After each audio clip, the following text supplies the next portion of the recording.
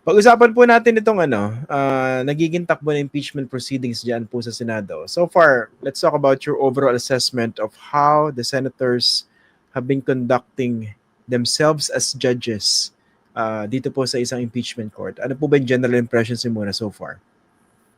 Ang aking impresyon at ito rin ang impresyon ng general public ay there has been too much delay in the conduct of the proceedings.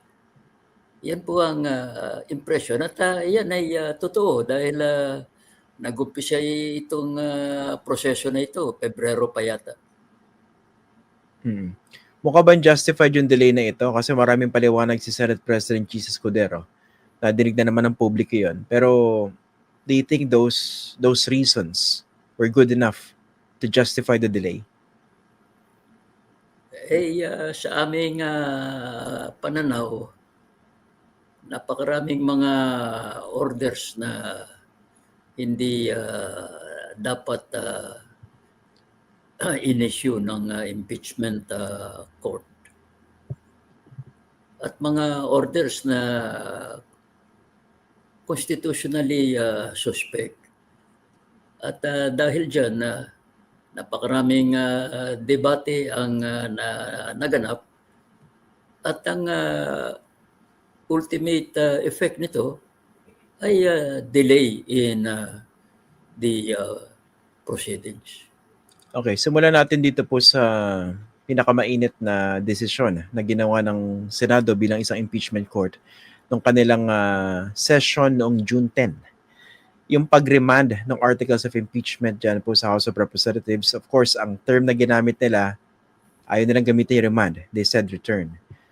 Isa po ba ito sa mga tinutukoy ninyo na constitutionally suspect na decision ng impeachment court? Yes, that is highly suspect because it is not in accord with the constitutional provision that calls for the trial of the case forthwith. Matagal na nga dinibati yan kung anong gustong sabihin ng forthwith. Sa Tagalog ay agad. Pero sa akin, siguro ang tamang interpretation niyan without unreasonable delay. Pero ito, nasa kapangyarihan po ba ng impeachment court na ibalik yung articles of impeachment doon sa Kamara? Sa aming pananaw wala siya kapangyarihan na nila yun Kasi unang-una, yung hinihingi nilang certification ay hindi kailangan yun. Sa ating konstitusyon, yung power to initiate impeachment proceedings exclusively belongs to the House. Hindi nila ma-question yun yung initiation. Ngayon, kung in-initiate ng House yan at sa palagay lalo na nung dependent ay depektibo, yung defect na yun ay maaaring erase nila doon sa trial sa impeachment court. At sino dapat mag-raise nun? Tama ba na isang senator judge yung nag-raise? Yung na nire-raise nila ay yung hindi daw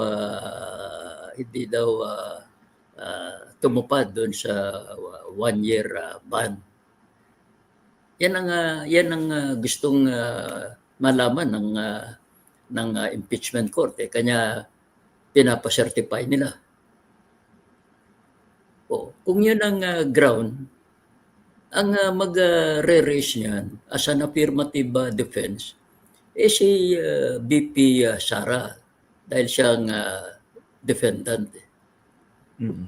At may timing yung kung kailan niya pwedeng i-raise yun at kung kailan magre-receive ng evidence ang impeachment court para makita nila kung sino yung may katwiran.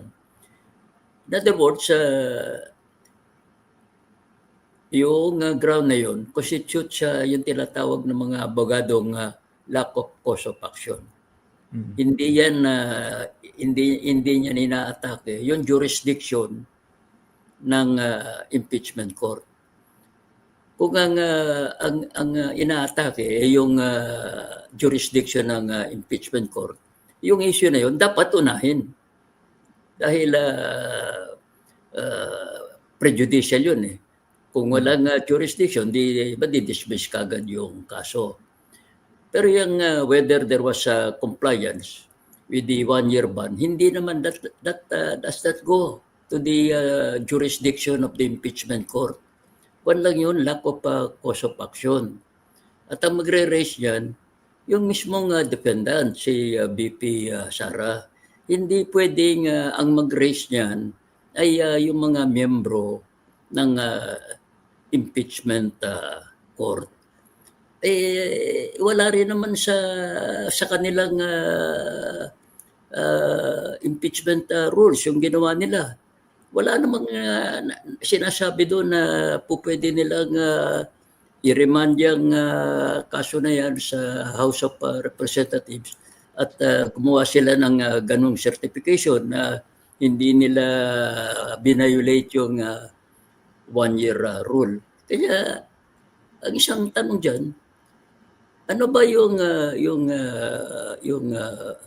effect ng certification na gusto nila? Halimbawa, in-issue ng House of Representatives yun, sinertify nila na hindi nila binayolate yung one-year rule.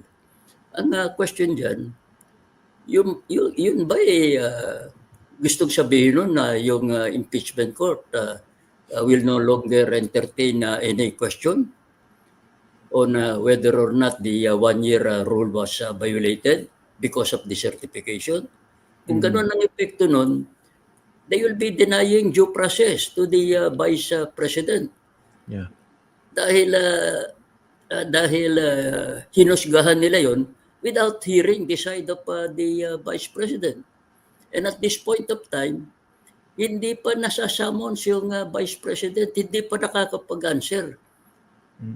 Kung gano'n yung effect ng certification, hindi ba denial of due process yan ng karapatan ng BP? Kung hindi naman gano'n ang epekto niyan, bakit nire-require pa? It will be a surplusage. Again, a waste of time. Yun ang punto namin. At saka yung mismong Vice Presidente, hindi pa naman siya nire-raise dahil hindi pa naman dumarating yung pagkakataon. Wala pang summons eh.